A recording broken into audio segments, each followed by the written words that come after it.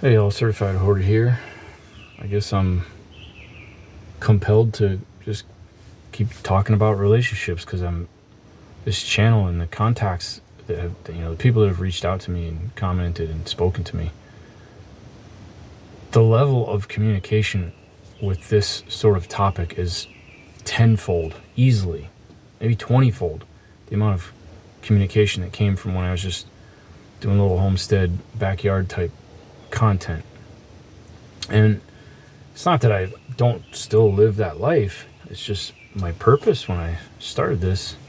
Well, my purpose when I started it was to try to get YouTube famous and make tons of easy money like Whistling Diesel or some other jackass like that. But clearly I'm not that important. So, but I kept going for one reason or another. I kept going, and in time, my purpose morphed into bringing the word of God to a world that mostly doesn't want to hear it. And also it has morphed into demonstrating what does it look like to just be a normal human being who believes in God and struggles with all the same stuff as everybody else. A lot of people who hate religion, which I don't like religion either. Religion is man's attempt to get to heaven without God being involved. It's about God without God. Getting to heaven is a case of a relationship with a person, and that person is a deceased human named Jesus who sacrificed himself as an atonement through his perfect blood, the only perfect blood that ever lived. He sacrificed his blood. He poured it out on a cross willfully. He showed up for an appointment to pay for the sins of many, all who would believe in him. He was buried for 3 days. He rose, ascended to heaven, and he will return, and he will return to take what is his. Who is his? And the who is his it's relative to a relationship, not what you gave up for Lent, not what you tithed, not what you, that's all legalism and religiosity. It's a bunch of crap. There are people from every denomination that walk righteously with Jesus. They care what he thinks. They speak to him in their head and in their hearts, and they're worried about his opinion of them, as am I. And when they fall short of what would bring him, put a smile on his face, they feel chastised, as I do. And I fall short every day, every single day. I make a boo-boo. But just like your kids will irritate you on a daily basis and you don't stop loving them, that's the kind of relationship we're talking about here. So it's not one of insecurity. I mean, how many candy bars would your kid have to mush into the seat before you said you're not my child anymore? It's quite a few, right? There's grace and mercy. Yeah, there's judgment and wrath, but there's grace and mercy. So relationships. I'm getting to a phase right now where a lot of feelings have been processed. They've gone back and forth. And I think that I have been toggling in and out of the fifth stage of grieving, the loss of a marriage, which is the resolution phase, where you're starting to accept that this is the new reality. It did happen. The denial is over. You've got internal anger, external anger, a massive true grief period, and then you come to a resolution, and where you start moving on. And it's different for everybody. And you can get stuck in one phase or another. You can go through this phase real easy and then get stuck in that one for years. It's different for everybody. This is my second time, and this one has been, I handled it better than the first because I was such a broken human being in my first one in my 20s. Not to say that I handled this one real well, but it wasn't as bad as I thought it would be. I didn't think I would survive this one. 4 minutes. One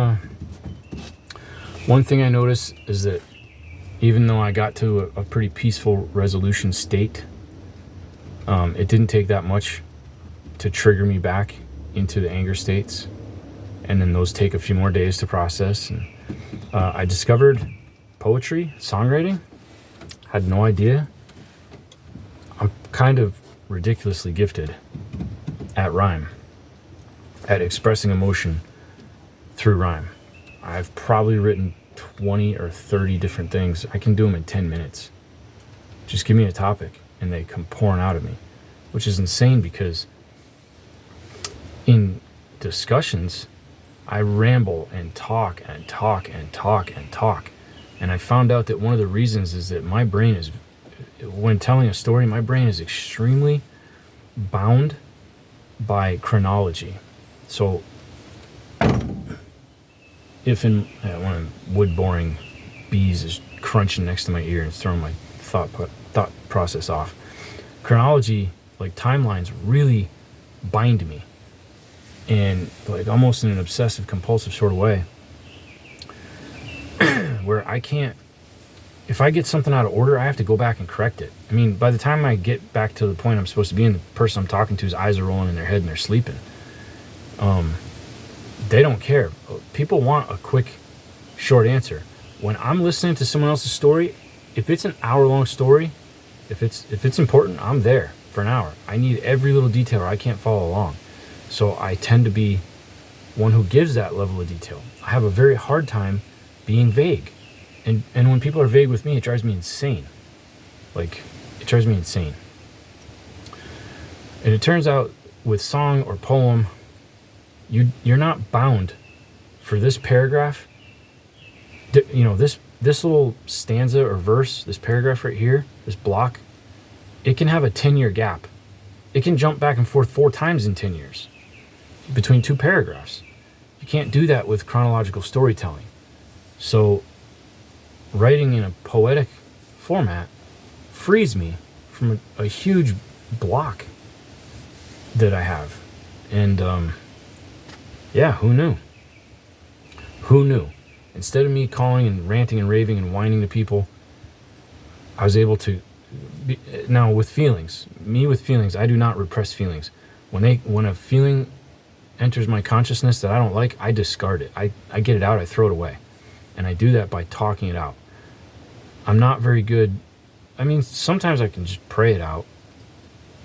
Maybe sometimes I could, go for a hike and just get over it, or talk to the Lord and get over it. But for the most part, I communicate it to other people.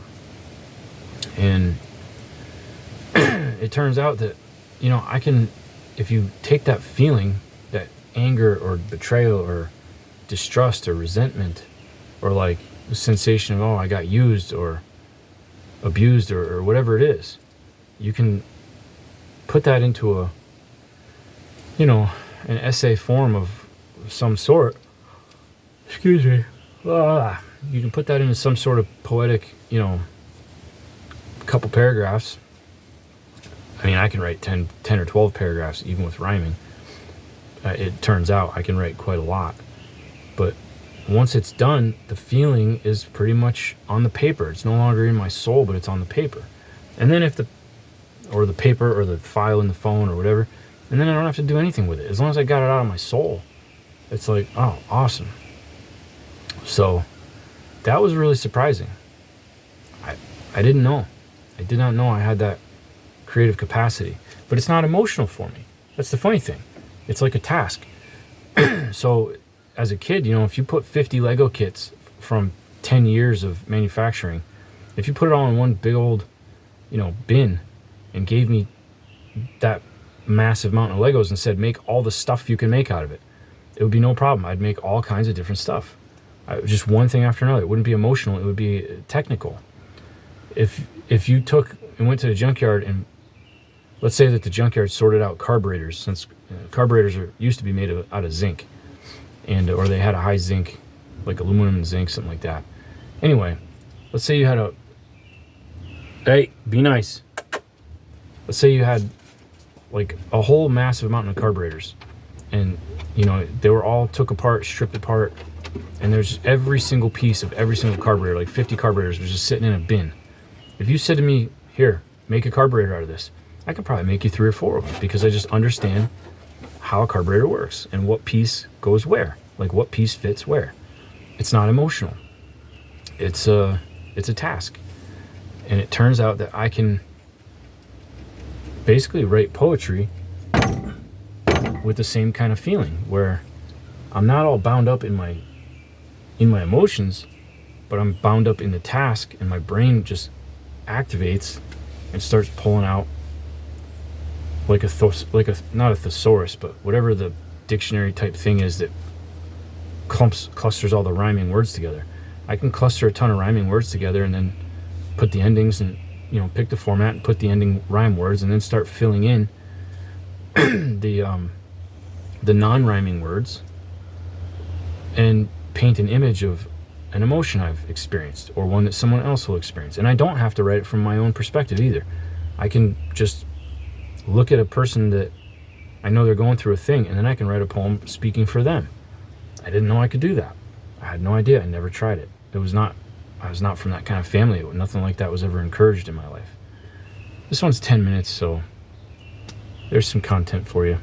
If you are going through a heartache, if you're having a hard time accessing your emotions, if you're feeling alone because you just have run out of people to call and whine to because you're like me and you just have to squeeze this pus out of your system. If you're not good at, I'm not good at sitting with icky emotions. And I have been working on that. Sitting still, experiencing emotion and saying, this won't kill me. I'm okay. Yes, it hurts, but so does giving blood. And I sit still for that. So why can't I sit still for this? Just don't flinch and pull away and make it worse, So if you're that type of person or you're going through a lot of pain, I highly suggest that you sit down and just try to write. And I can be doing something completely removed from that. I can be splitting firewood or running a dozer. Poof, like 3-4 sentences that are perfect they'll just come together in my head. I have to stop, open up the file on the phone and get that chunk down.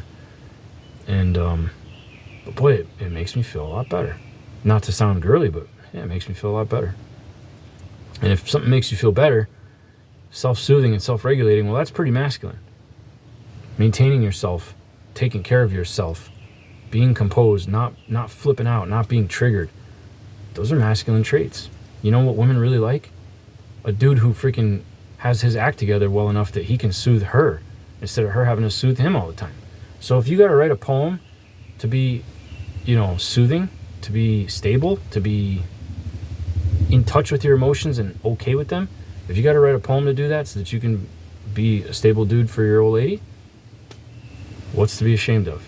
You're probably going to get more nookie reading her that poem. Think about it. More than you will if you're just complaining and saying, honey, get me another beer. And by the way, grumble, grumble, grumble. What kind of woman likes that? Let me tell you how many wives you can run off with that kind of attitude. I've done it a time or two. Anyway, thanks for watching. God bless you. Praise the Lord.